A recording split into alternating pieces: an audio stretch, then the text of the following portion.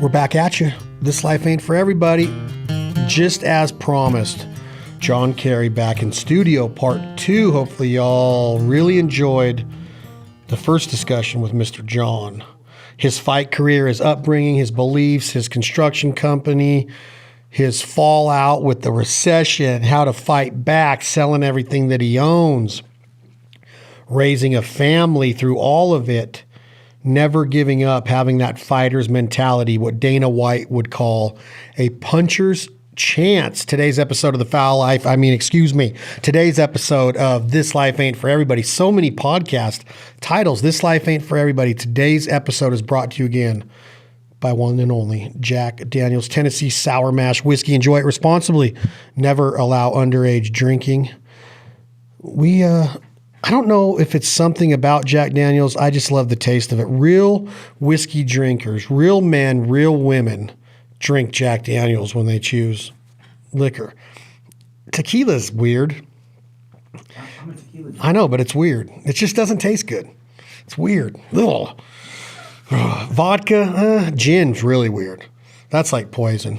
But you loved that old fashioned I made you the other night. No, that was the worst. You're the worst bartender of all time. Actually, I was on fire. I was doing really, really well. But by the time you got there, because you were so late, Chad, I was 3 sheets to the wind. So my bartending skills at that point had gone. You shouldn't even have a bar in your house, bro. That was bad. But I was glad to see Jack Daniel's there. That was one of the last nights I drank. I'm doing a dry March.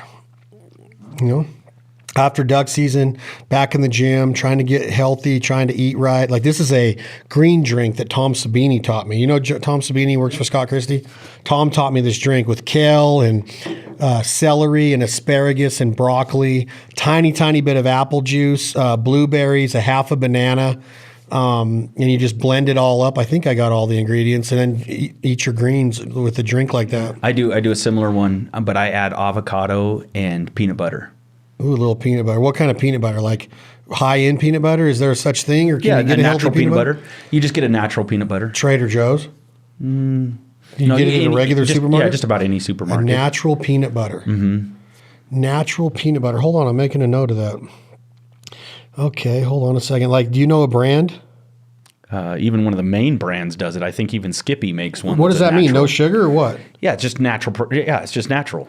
It doesn't have any preservatives or anything in it. Really? They make that? Mm-hmm. Okay.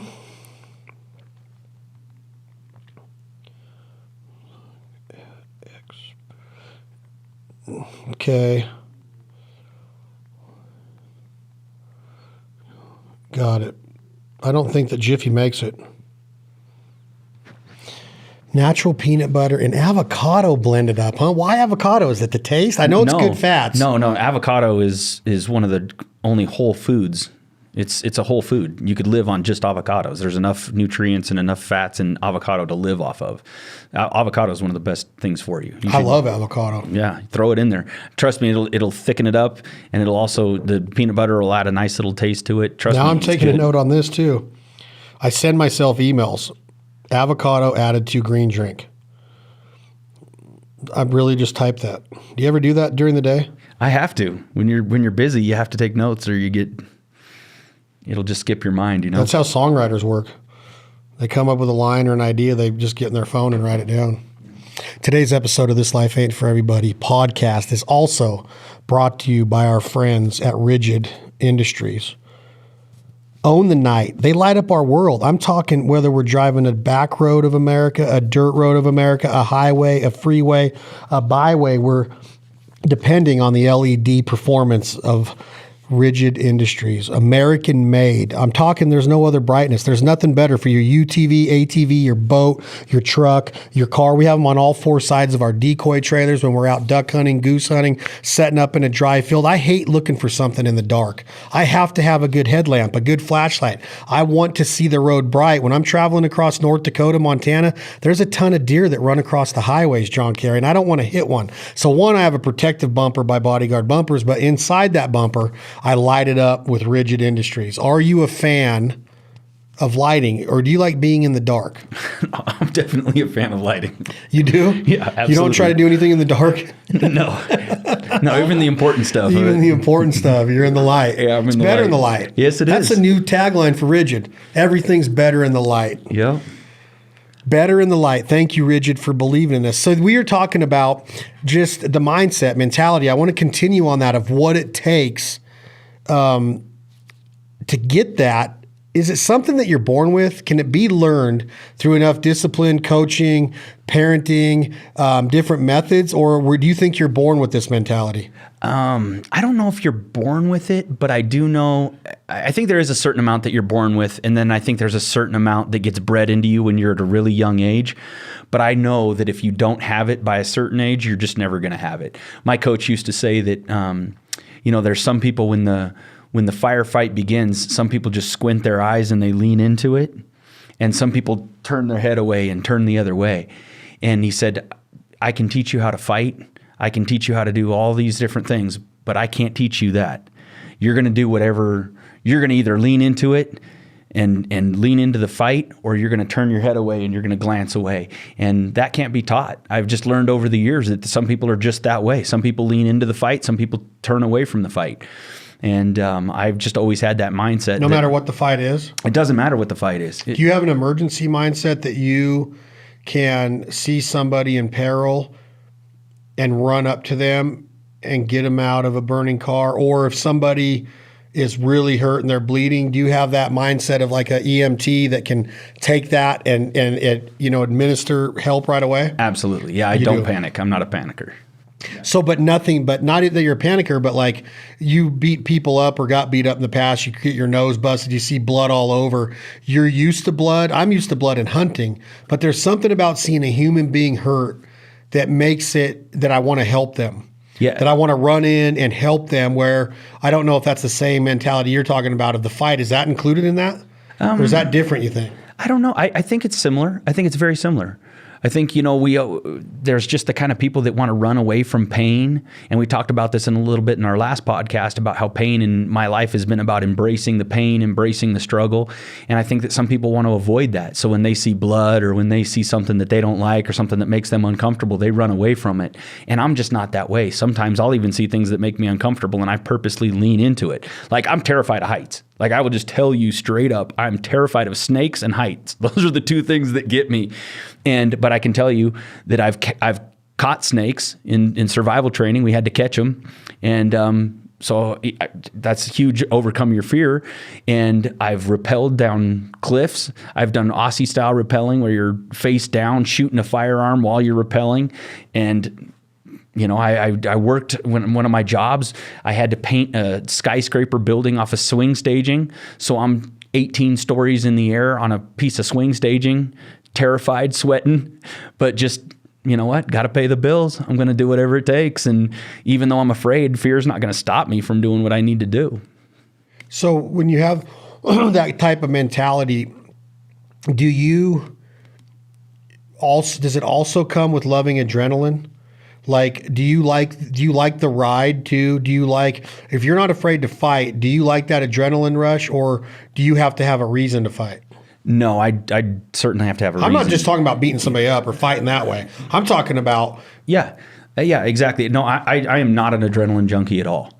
Not at all. So where I'm going with this is that in the last podcast, I'm reading a note that you had made a comment about how somebody that was silver spoon fed, I don't know if you remember this, somebody that's been given everything, somebody that didn't have to work for what they have, inheritance, trust fund baby, something like that, right? Not that some of them, a lot of them aren't, I don't know them all, but there are some that are out there that just have that mentality that the world's supposed to be given to me. They create their own drama. They create their own problems because they have enough time to do it because they aren't busy enough in the day, or they're not building something, or they're not working at something. So they got to create their own drama. Is that what you meant by that? Well, yeah, we used to do something in martial arts called equalizing the pressure. And so if there was a certain amount of pressure against you, you had to either equalize that pressure to survive, or you had to overcome that pressure to thrive. So just to survive, you have to equalize the pressure that's around you. You have to find some way to keep the equal amount of pressure. Otherwise, you're gonna implode. You're gonna break. You're gonna come apart.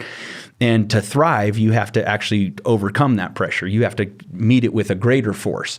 And so, I think what people don't do is they feel that pressure and they go away from it because they don't want to feel that pain. They don't want to feel it, But what we learn how to do is we learn how to equalize that pressure. If you push on me that hard, I'm going to push on you that hard back. I'm going to equalize the pressure that's around me. And we're creatures that are built for pressure. We are. That's how we make diamonds, right? Coal turns into diamonds through pressure. And when you look at how kids are brought up through sports programs, when we put pressure on them, positive pressure, they turn into something great. If we don't put any pressure on them, they don't turn anything great. And that's what I'm saying. People that don't have those positive pressures on their life, they feel like something in their life is missing. So they'll go and create their own drama because they want the pressure. They want that pressure. Like, I think it's like a kid that doesn't have discipline in their life. Kids need discipline. And parents that are afraid to discipline their children are not good parents. You have to be able to discipline. You have to keep that steady, strong hand of discipline because ultimately kids need it, kids want it, they love it, and they respect it. And I think we're no different when we're adults and we grow up. We still need that pressure. We still need that positive pressure in our life. And if it's not there, we'll do crazy things to create it. You know what's funny about this is that I see a therapist. Like, I'm not afraid to admit it.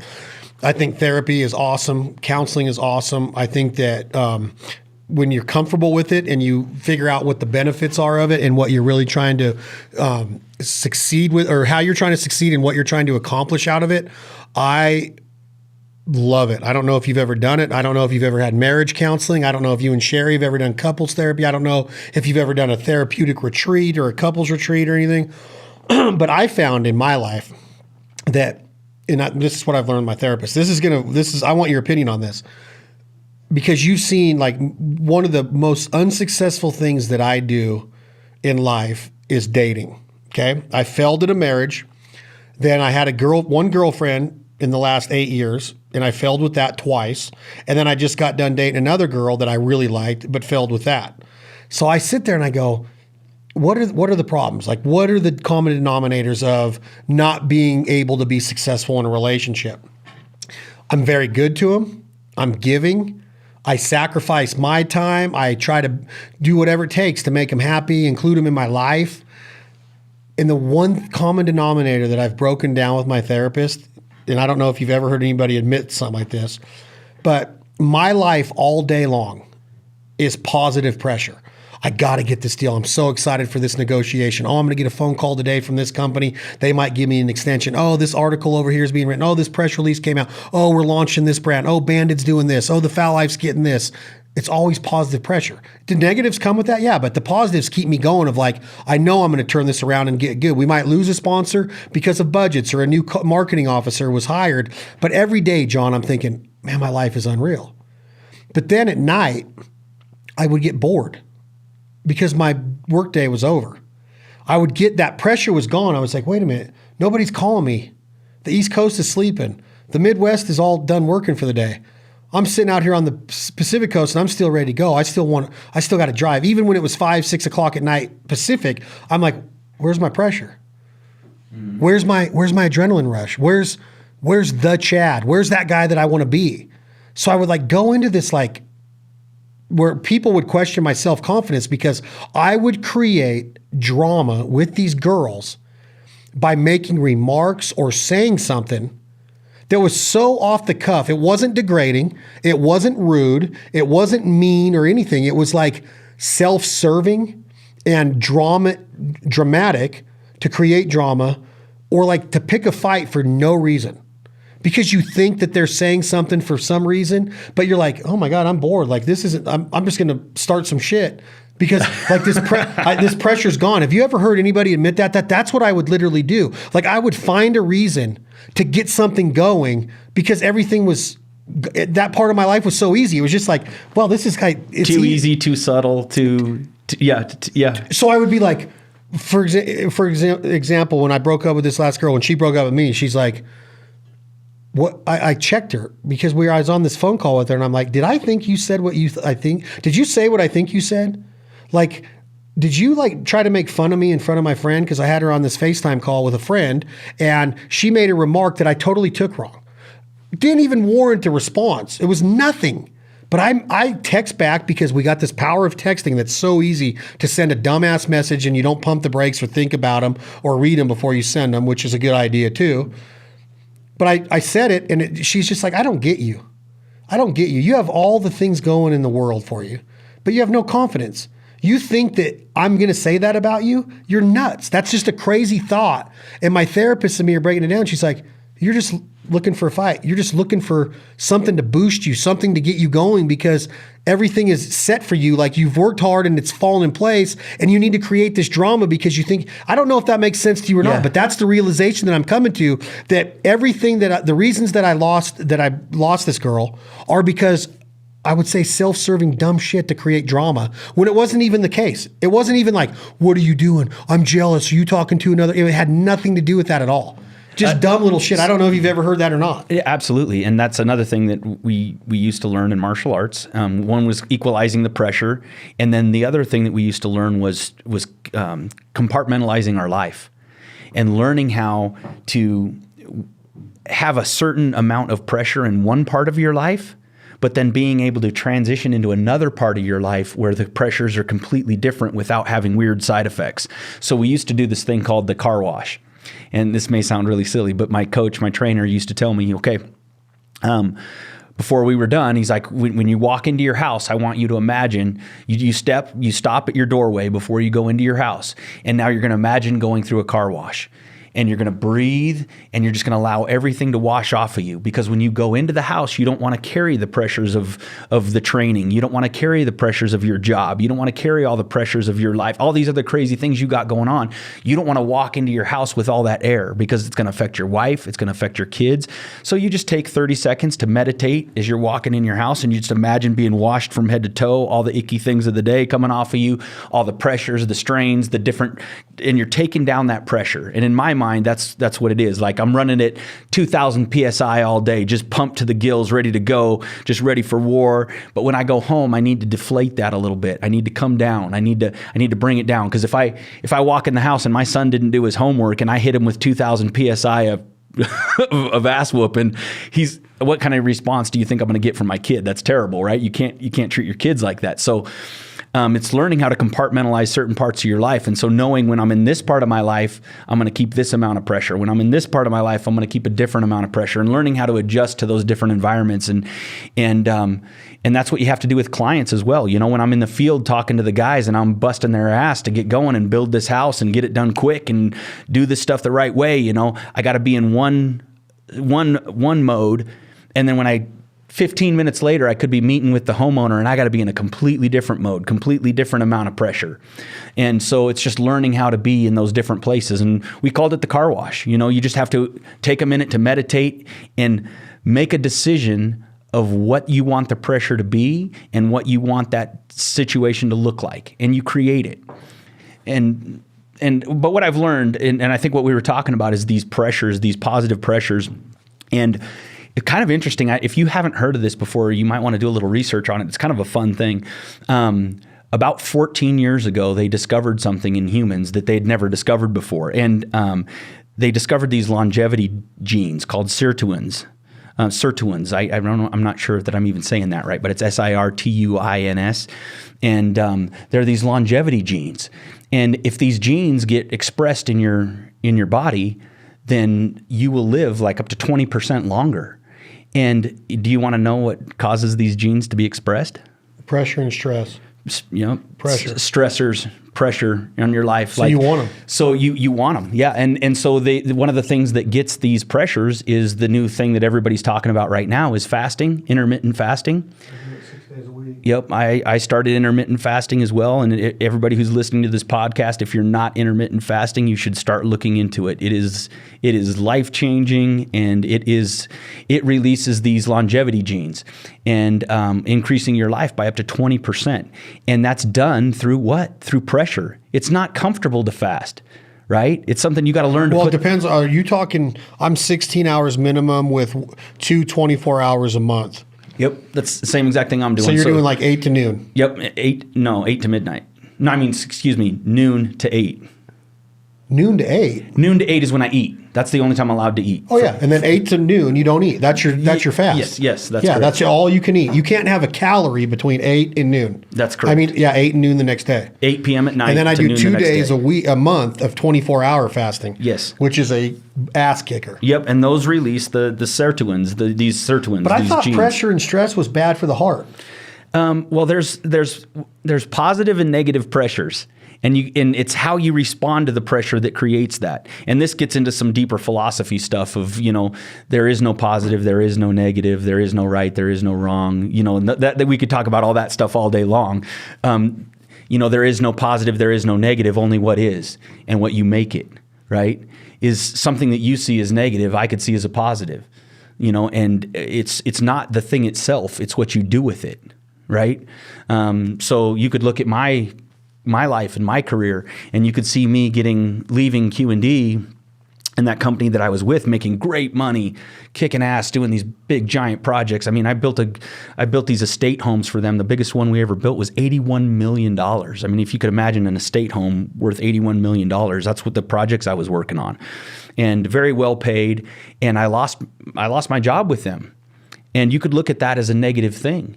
But that's what launched my career in what I do now in building my own company and my own brand. And I make 10 times what I made there, and continually making more. And I would have never been here if that negative thing wouldn't have happened. So that thing by itself is not negative. It just is what it is. Getting fired or losing a job, it may appear as a negative thing, but it's only what you make it. So how we respond to it is what becomes positive or negative. And so pressure in your life is kind of the same way. You just have to learn how to create these positive pressures that keep you moving in the right direction. And the result is amazing. And if whoever's listening to this podcast out there, if you are not creating enough positive pressures in your life, then you're going to feel the negative pressures a lot more. But why would I try to, if I know somebody cares about me, why would I try to create that negative pressure with them? I wouldn't say it's negative pressure, but you want to have pressure. Like, for instance, a marriage that everybody does the same thing. Like, I've been married to my wife now for 27 years, and we got married 6 months out of high school, and our relationship, man, we're more in love now than we've ever been. And we've gone through ups and we've gone through downs. We've gone through different things, but in a large part, our marriage has been beautiful. And 26 out of the 27 years, we've been 100% in love, and just had a great time. But we keep pressure on each other. We don't let each other get away with stuff. And I've always told you, Chad, that you're going to have to find a special girl that can put up with you and your lifestyle and the pressure that you have in your life, because your life runs at a high pressure. And to find somebody that can live in that and adjust to that and be part of that, that's going to take a little bit of work. You're not just going to find the average girl that's going to be able to adapt to your lifestyle. It's going to take some finesse getting that done and finding a girl that can adapt to that. So where would you look? Where would you? Where might this place be where you would look? Man, I think you might have to look to that country music song. I love this bar. I don't know. Little Toby Keith. Yeah. I think first, I think the universe brings you the things you're ready for. And I think the universe brings you the things that you ask for. And so when you're truly in your heart ready for someone and you want someone at that level and you can handle it and you're at the place where you can do right by it, I think it'll come to you. Where might this be? I don't know, Chad. Maybe you got a little work to do to create that space for that person. What kind of work would this be? Working on yourself. I do work on myself. Yeah, no, that's daily. But creating a space for that person. Is your life so busy, so strong, and so going in one direction so fast? Are you creating space where somebody could actually step in and walk in? So again, you're asking somebody to step into your life and all this craziness and really adjust to it that quickly. You have to create a space where they can walk in and gradually climatize to your life. Have you created a space for someone like that? No. And that's where the failure comes, is that you want to, but you pressure them into fitting into this space that hasn't been created fairly for them. But you think it's perfect because it's good for you. I'm talking about me. I don't know why I'm talking to the person like that, but you assume like, oh shit, anybody would dig this. And then you're like, no, they wouldn't. Yeah. No, some people do like to sit on a couch and just chill out for an hour at a time. I don't do that. So when I don't have that space to do stuff like that, or I'm always in large groups, and you're not carving out time for the two of you, which is another downfall of mine because I'm always around a bunch of people. Yeah. I need to be better. I need to get a dating coach. Yeah. Remember Hitch? Remember Hitch or whatever that movie's called? I need a dating coach. Well, there's a woman out there for you, but out where though? Like way out there, like Silver Springs. Well, we want her to have all her teeth, so let's bring it a little closer. That's a plus, but it's not a needed deal. I think about this often because the proof is in the pudding. The track record's there. And a lot of people are like, it just wasn't right. The timing was off, or she wasn't the one for me, or he wasn't the one for me. But what if there was moves taken? What if there was such thing as fighting for something? Mm-hmm. Like we talk about fighting, the pressure. Well, a relationship, if you like somebody, there is a such thing as fighting for it. Nothing is going to come 100% easy and natural, right? So that whole mindset of relationships should be easy and stress-free, no, I don't know about that. No, that's ridiculous. That's ridiculous at every level. Look, you can either live a life by accident or you can live a life by design. And you can either create the life that you want and build the life that you want and purposefully and intentionally make it happen, or you can just kind of, it's going to come to me, or life's going to be whatever it is, or, and I don't have that kind of happy-go-lucky type spirit where I'm just like, oh yeah, whatever will be, and I'll just kind of take it a day at a time. That free spirit kind of, I don't know how you could. I don't. I'm not that way. And I'm going to design it. I'm going to build it. I'm going to create it. And I'm going to create space for it. And like when I was raising my children, I want them to be great. And so I create the space for them to become great. I can't make them be great, but I can give them the space to be great. And I have two kids that are outstanding kids, Well, one. Just kidding, Dominic. Two kids that are just outstanding kids. And it's not because I forced them to be great, but I gave them the space to be great. And I gave them the space to fall down a little bit. And I gave them the space to learn, and you create the space for the things that you want. And so for my wife, there's certain things I want out of a wife, but you don't go to your wife and say, hey, look, if you get fat, I'm going to divorce you. Well, even though I did kind of tell my wife that when we got married. Did you really? I swear I had one. I think that she would kill you. No. When we started, we were, 18 years old. So is that chauvinistic? Or is that putting pressures on them of what your expectations are? No. So here's the thing. Like when we got married at 18 years old, I said, here's the deal. Like I do not deal with fat women very well. Like for me personally, like in my life, that's not what I want as a wife. Are you allowed to be fat in this time frame? No, that's just not in my genes. It's not who I am. But there are people like that. Yeah. Like, it's okay for me to have a gut, but my girl or my guy better be shredded. Yeah. And so for me, it was just, I had to be honest with her. Like and I'm not talking about, I have a little baby weight. I'm not talking about, I got a little chubby. I'm talking about someone who just decides, 600-pound life. I'm just going to be big and fat, and that's how I'm going to live. And that's fine. There's no excuse for that. If that's how somebody wants to live, that's fine for them, but it's just not what I want to have in my life. So I told her, hey, this is my one requirement. I don't want you to ever decide that that's how you're going to live, because if you decide you're going to live that way, you're going to have to do it without me. And she said, okay. And she said, I got one requirement for you. And I'm like, okay, what's that? And she's like, no street bike.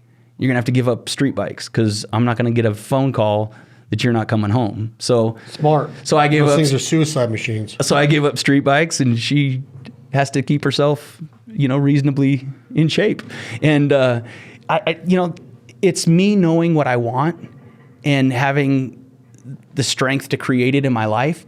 And I don't tell her, oh, you're getting fat, or you don't look good in those jeans. I'm not a jerk. I'm not, you know what I mean? You don't say those things to the person you love, but you give them the space they need to be successful. If you're asking someone to be fit, then you have to give them the space to have a fit lifestyle. Like you said, am I a big fat slob who expects my wife to tight and in shape. Well, that's ridiculous. No, I have a disciplined lifestyle. I have a disciplined diet. I go, I train, and I create that space for my wife to do the same thing. And so we do it alongside of each other as partners. And John, did you have a treadmill in the delivery room? Did you make Sherry get up on the treadmill? No, but I do have one at work. I do have one at work in the storage closet right behind Sherry's office. And if things get stressful. Wow. Dude, if she hears this, she is going to kill you. I know that she can fight better than you. No, but why do you think, I like the pressures, I like the expectations, but going back to what I asked you about, I like this girl, really, truly did. Well, let's clarify something before we go forward. Expectations and pressure are two different things. So I have zero expectations, but I have all the pressures, because here's what I have: zero expectations, but 100% faith. Does that make sense to you? Like, I don't have expectations of my wife, but I have 100% faith that if I give her the right environment, she's going to do the right thing. She'll thrive. But I don't put expectations on her. I just don't. Like, I let her be who she needs to be, and I let her express herself in the way she needs to and grow the way she needs to. I just make sure that I do my part, and I love the result of that. I can't get in there and micromanage every area of her life and say, oh, these are my expectations. This is what I want. That's not fair. So I have zero expectations, but 100% faith. Makes sense. But you also just told me that she's not allowed to gain weight. That's the one thing. That's an expectation. That's the one thing, Chad. That's the one thing. So then tell me, like, I don't know if I had too many expectations. I don't think I did. I don't think I tried to change anybody. I don't know. I could give you examples all the time of like. Yeah, no, I think really, Chad, what it boils down to is that your life, if just from an outside perspective here, and your life is busy, your life is full, your life is crazy at times, and you have all these pressures and these things going on in your life. And I even look at the way you live in your own personal home. Your own personal home is even invaded by your work. Like, you don't have a set aside space where, everything's like slowed down and different. Your work is in everything you do. I don't think there's 5 minutes of your day where you're not like absorbed with your life and what's going on. And so my point is that for someone to come in and fit into that is a very difficult thing. Like, you're going to have to create some sort of space where someone can make that transition into your life. And it's intimidating. It's intimidating. Did you just call me a hoarder in so many ways? No, I'm just saying it's intimidating when somebody walks into your life and there's camera crews in your kitchen, and there's celebrities walking through your living room, and there's, and everybody you meet, and you're talking to celebrities and all these great people, and these, that's just part of your life, and that can be very intimidating for somebody. So, you got to learn how to kind of introduce people into that in doses, and make sure that. So maybe one of my deals is that I put them in it too fast.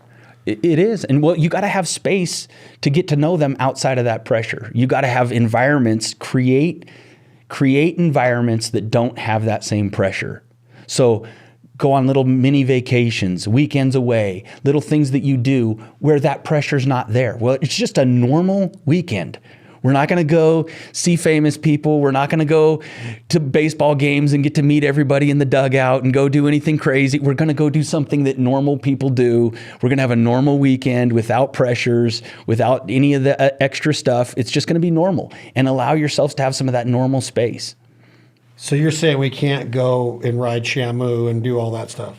Yeah, just take some of that pressure off and just have a normal normal. I think that's what weekend. I need to get better at, is because I see myself rushing in and not pumping the brakes or pushing the brakes enough, and just thinking like, oh, this is glorious. Like, this is going to be fun.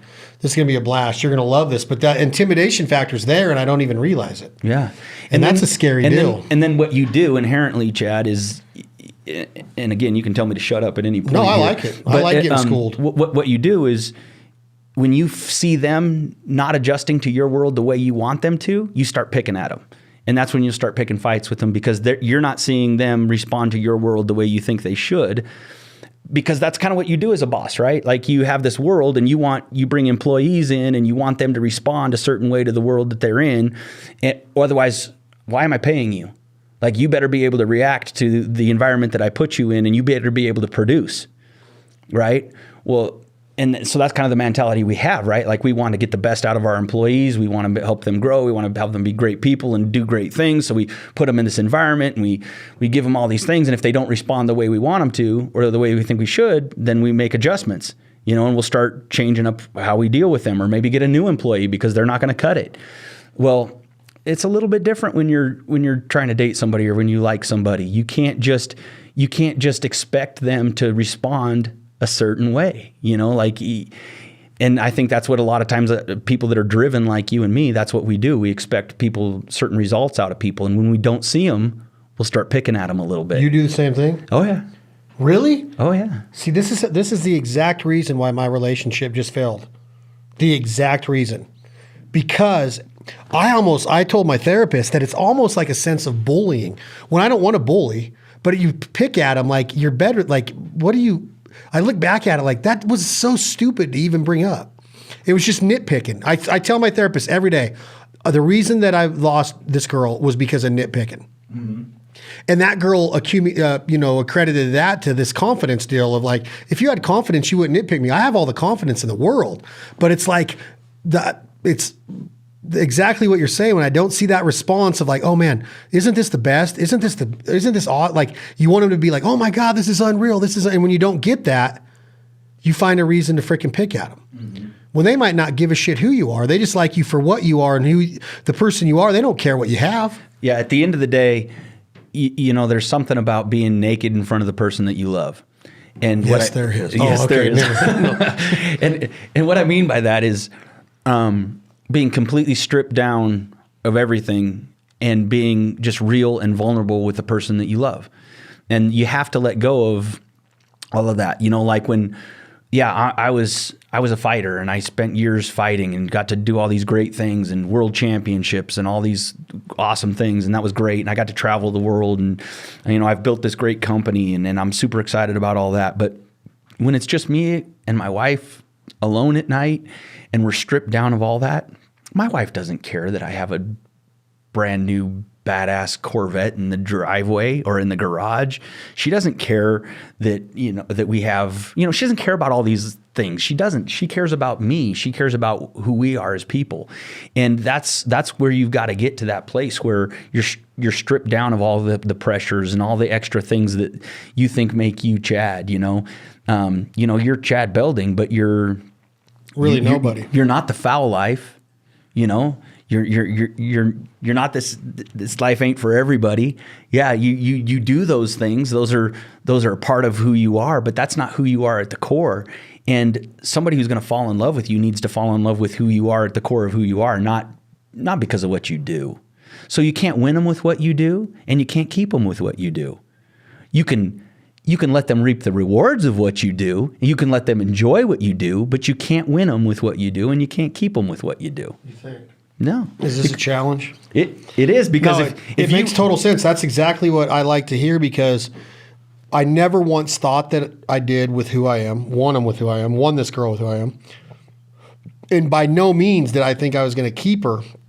Like I just loved conversation. I loved everything with her. But what this deal is when I didn't get the response or things weren't done my way or the way that I envisioned them or the way that I pictured this or the way that I drew it up in my playbook, I automatically would go negative and start nitpicking. Mm-hmm. And that you're saying that that's a leadership trait or that's a driven trait? That's a little bit of both. That's a little bit of everything. That's that kind of, you know, when you're that driven personality and you plan out your life and you're building a life by design, how much of your life is by accident, Judd? You pretty much plan a lot. Of it, yeah, much.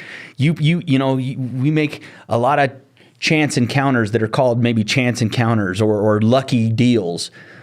You know as well as I do the old saying, there's no such thing as luck. You create your own luck. Right. And you do the right things to create the environment for luck to happen to you.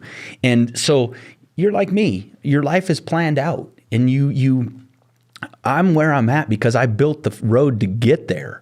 Right?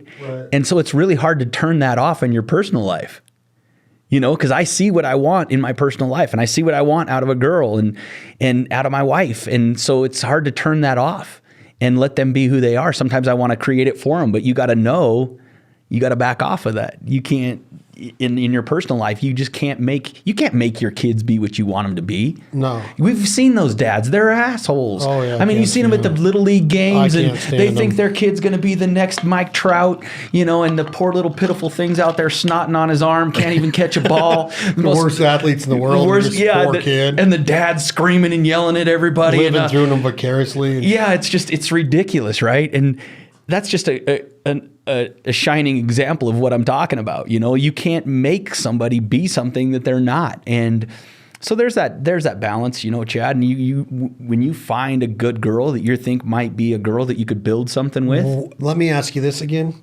Where might this take place at? No, because I thought I had one. I truly did. I truly thought I had one again. And it's like, because I don't date. You know me, John. You've known me a long time. I don't have girlfriends. I really don't. I met my wife in a parking lot. I was going to buy beer at a party. We ran out of beer at a party, and I met her in a parking lot of a mini mart. And my wife would kill me for saying this on a podcast, but she was smoking a cigarette, drinking a beer, and had a chew in her lip. I swear on my life. And Sherry was? Yes. And people that know my wife are like, what? Redneck. No way. Redneck. And what turned you on to this? I'm like, man, that's a girl right there. Wow, really? I don't know, something about her. So we chatted and we chatted it up for a minute, and then my boys are like, hey, let's go. So she asked you if you want unleaded or regular, and she's getting ready to pump your fuel. No, she didn't work there. Oh, she didn't work there. No. She didn't have a Smitty shirt on? No, she was sitting in her car having a hopefully not in the driver's seat with an open can of beer. Sherry. This is back in the day. This was back in the day. Yeah. See, that's what I battle with every night now, of like, what, I really am interested in self-improvement and becoming a better version of yourself and learning and not making those same mistakes, because I don't want to make that mistake, but I think it's because that freaking pressure and wanting to create it for myself. So I start looking at things like, wait, that's not how I see this happening. I'm the boss. I'm going to pick on you because I can. And that's a stupid way to be. Hey, think of it this way, Chad. If you had to look at your life, look at who you are every day, what you've learned over the years. So you're a trained athlete, right? Let's put it in this perspective. Your job is the sport, and you're the trained athlete in that sport. Right? If you had to guess, how many years would it take you to train somebody, a young kid, 18 years old, 20 years old? How long do you think it would take you to train somebody to be you? How long would it take them to learn? How do I know that when they're me? I mean, your level of skill that you're at right now. How long do you think it would take to train somebody to be at your level of skill right now and to carry the pressures of your life? Because your life has a lot of weight and a lot of pressure, just same as mine. I'm carrying this big company on my shoulders. I have lots of employees. There's a lot of pressure that comes. If you would have handed that to me 10 years ago, I would have failed miserably. I would have fallen down the mountain. Things would have come apart. I couldn't do what I do now. So I'm asking you, if you had to train somebody to be you and to carry the pressures of your life, how long would that take? Week and a half. I would say a decade. A decade. I don't know. Maybe longer. I don't know. I don't know if just anybody could do it. Okay. How do you know you're even training the right person? Yeah. So that's the question. So how do you expect some girl that you love or some woman that you like to just step into your life and all of a sudden? See, that's a good way to put it. Understand all those things. Where were you when I was getting broken up with? You could have been standing there like a beer commercial. Well, I don't know. I may not have cared as much for that particular player. I don't know. Oh, really? You didn't like her? No, I did. I'm not going to say I didn't like her. I did like her, but I just didn't see any reason to invest any time in it personally. I mean, if you'd asked for my help, I probably would have helped you through it. But I think she's cool. But I don't know. You just never know. I guess that's like what dating is for. And I don't date. I just don't date. I think that people think that, like a guy like me would be out there just dating. And I don't. I don't go out on dinner dates. I've never been on a dating site. I've never built a profile. I've never been on the Tinders or the Match.coms or any Farmers Only or whatever they're called. I've never done any of them. Yeah. So I'm not sitting here going on I've never had a Facebook account. I mean, we have them for our brands, but I don't do anything personal where I'm always trying to go out and like get a date with somebody or figure out what their profile is or if they're single or what. Like, I just don't, I don't know like how it happens or how it's going to come about. But I often think about it because that's really, in my life, that's what I'm missing is that concrete there of somebody, like you said, getting naked with them and knowing that they are all about you for who you are. That's really like, that should be what everybody wants. Yeah. You would think that that's like the ultimate goal in life, right? Yeah. To have that unconditional love from somebody, not just your mom or not just your dad or brothers, sisters, whatever. Having that partner. That partner. Yeah. And I think if you've ever met great people, Chad, their partners are equally great people. Like if you've ever met like really dynamic leaders or really dynamic people, if they're happy, their partners are the same way. They're great people. Yeah, They're not the same. Rick Revilio and his wife. Yeah, they're not the same people, but they're both equally great people in their own respects and in their own ways. You know, like it could even be a stay-at-home mom and a guy who's really successful and a stay-at-home mom, but she's an incredible person. She's able to balance him out and be able to deal with the pressures of his life and being able to balance the kids and do everything that she does. You know,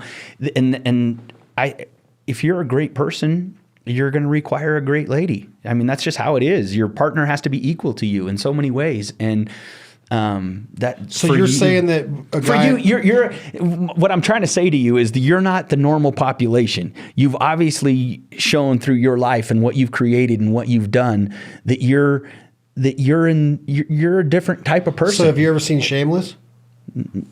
I have seen Shameless. The movie, the show? The show, but only a couple episodes. So you're saying that a guy like me with what you're explaining my life can't find my Fiona? Just a total train wreck? Huh? Oh, not if you want it to last. Really? You got to find somebody that's on your level? Absolutely. Really? Absolutely. Absolutely. That can handle that can carry the same pressures as you. Look, you're going on a 25-year backpacking journey with somebody. Right? You're about to put on a 120-pound backpack and you're about to hike Yosemite. And then from there, you're going to go hike the Yucatan and you're going to go on this long journey. Do you want to go with somebody who can only carry a 5-pound pack and is going to bitch and moan the whole way and want her nails stop and do all that, you know? And I'm not saying that girls are high maintenance that are a problem. That's not what I was saying. But my point is that if you're going to go on that journey with somebody, you want somebody that can carry some weight. You want somebody that can make the journey. As long as they don't get overweight, John. Poor Sherry. We're going to continue this. Are we running over? Are you going to be in trouble? You said you had a game. Oh, my son has hockey practice tonight. That's another episode of This Life Ain't For Everybody. The great John Cary. We're just talking. We're just talking life. We're going to bring him back for part 3. Got to get you back in here ASAP, John. Maybe next week, if not the week after. I'm gone for a couple of days turkey hunting. Let's discuss part 3 coming up. Lots of words of wisdom tonight. Pretty good. Pretty smart cat for a hammer and nail kind of guy. See, that's the thing about assuming, right? It's like you see a guy up on a roof banging nails. This is what you were 10 years ago, but you had all this life knowledge. Now you're a very successful entrepreneur, business, create all these revenue streams. It's not good to judge a book by its cover. I know you, so I know this is about you, but I'm learning things about you every day in these talks of like, man, that's very well sought out freaking knowledge and answers and intelligence, right? So that's what I love about conversation. You can't get that through text. No. You can't get that through a direct message. Can't get that through social media. No, you can't. I'm so tired of these social media posts where these people try and act like they're woke because they put some special quote on their Instagram page. Yeah, it's unreal. Or they're happy. They live the happy. Everything's happy. It just blows me away of the trust level that comes with somebody on a social media page that they think that their people that follow them give a rat's ass that they're puppy sick.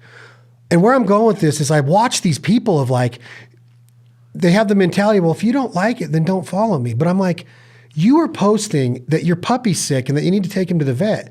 There's personal stuff. There's a lot of stuff that you could put on whogivesashit.com, and there's stuff that you should never put out there that is not for your downline to see, and everybody's going to be full for each their own.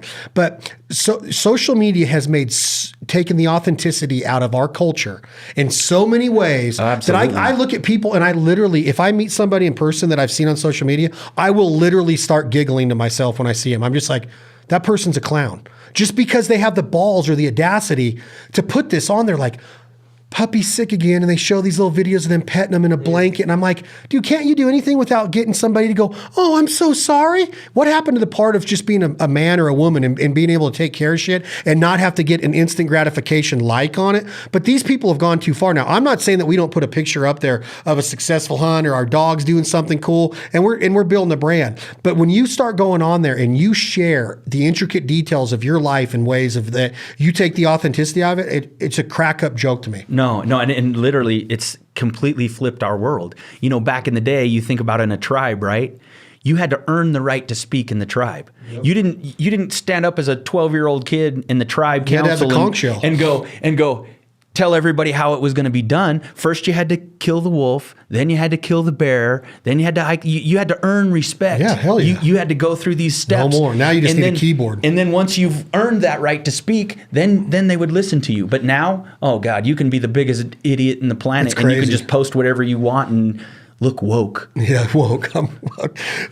See that? More Words of Wisdom by John Cary. We will be back with part 3 of the John Cary saga. This Life Ain't For Everybody, again, brought to you by Jack Daniel's Tennessee Sour Mash Whiskey. Enjoy it responsibly, never allow underage drinking, and our friends and family at Rigid Industries. Own the night. Light up your world. See the lights, y'all. I love Rigid. I'm going on a 4-wheeler ride tomorrow night. It's going to be woke. I'm going to get woke on my UTV and my ATV. Tom, Jake, hit that button. This song's perfect for what we've been talking about. What you going to do when the money's all gone? Written by Drake White and Leith Lofton. This version's performed by the one and only, a.k.a. Hoss, Leith Lofton. Y'all enjoy. Thanks for being here. Equal, that's what I think. I don't believe heaven has a bank. Make good use of your time on earth.